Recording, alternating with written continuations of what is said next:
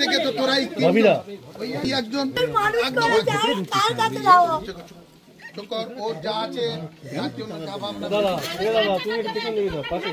Phone করেছিল কথা বলে সত্যি সত্যি আমাদের দুর্ভাগ্যজনক এই ভাষা নেই কোনো একটা দল সঙ্গে আছে, আমাদের সরকার সঙ্গে আছে, দিদি আছে অভিষেক বন্দ্যোপাধ্যায় আমাকে সকালবেলা ফোন করে রিভিউ দিয়ে তাকে ওখানে চলে যায় গিয়ে যাতে করে পরিবারটা নষ্ট না হয়ে যায়, তুই যাতে করে বাঁচতে পারিস, পরিবার যাতে বাঁচতে পারে না সেটা আছে।